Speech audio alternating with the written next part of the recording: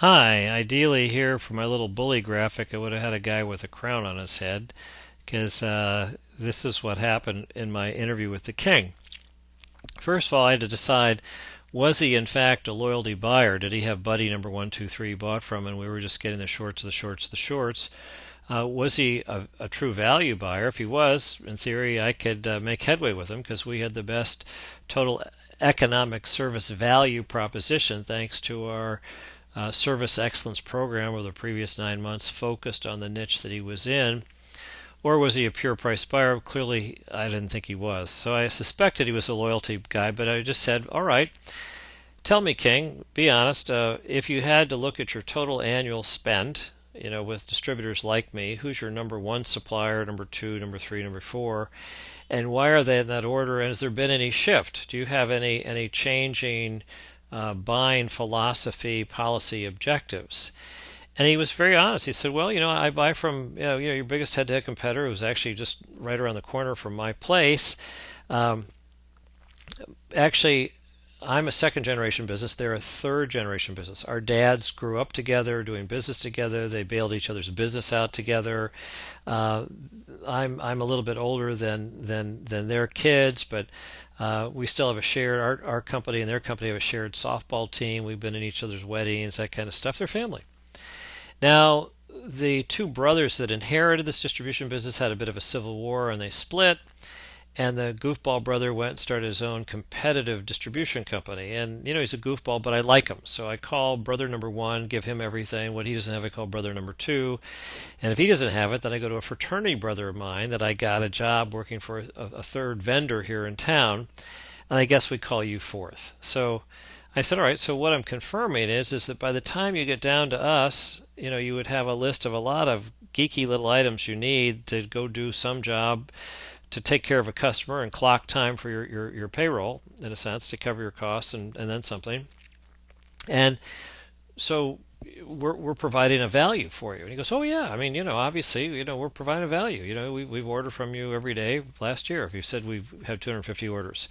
And I said, well, that's great. And then what's your general assessment of us? Any pros or cons? And he said, well, I don't really think that way. I mean, I've never really met your people. I know you have some sales guy that calls in here, but as a general policy, I don't see sales people. So Jim was the fellow's name. Don't take it personally, type of thing. So in my mind, I'm thinking, is he an open-minded value buyer to be one? The answer is no. What are the odds in the next X years? This guy's about 40, looks like a very healthy fellow. He looks like he's going to be running this for another 15, 20 years at least, that he's going to change his policies. Well, there's zero. So I said, all right, we're losing $15,000 a year. And, here's kind of how we're doing it. If we have a $20 order, if it was pure markup, it was pure margin. It isn't, but if it were pure margin, we can't even stop a truck out here for that. What do you charge when you stop a van? Plus you charge labor. So I used analogies in his business to sort of point out that I'm just losing on every order.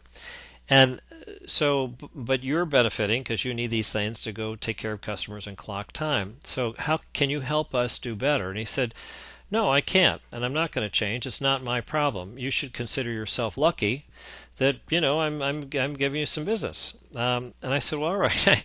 I guess I didn't make myself very clear, but if the honor or the pleasure of getting business from you is going to cost me $15,000 a year, I choose not to do that. So going forward, here will be, if you want to do business on these terms, these will be the terms. I'm going to take Jim, the salesman, off the account. You're going to be just called a house account. You have strict minimum orders. I think in those days I made it $200. On top of that, there will be freight. If you get $500 or something like that, we'll give you free freight. We're going to put you on credit hold because right now you're going 60 days and taking a discount. I don't really know why you do that, seeing as how the discount isn't worth taking on nothing. 2% of nothing is nothing. But at any rate, you're on credit hold. And then the I think you're enjoying some contract pricing, which is going to go. You're just going to pay normal list price. And he just glowered at me. He just said, I can't believe how naive you are. Obviously, you're not going to do well in this industry. And that's fine. You can do that. We'll just never buy from you again. I said, well, that's fine too. No personal feelings here. This is great. I mean, we've been visiting for half an hour, and I've just saved myself $15,000 of opportunity costs that I can redeploy somewhere else. I don't usually, get $15,000 return on half-hour investment. So anyway, I have no regrets. This is great. Nice to meet you. Good luck to you, and so forth. I picked the salesman off the floor, and we walked out. Now, um, this guy went on strike for 3 weeks. And then this buyer called up and said, "Gee, do you have some goofball items?" "Sure, we do." "Okay, could I buy them?" "No, you can't. Sorry, you're on credit hold." "Okay, well, just trust me, the check's in the mail.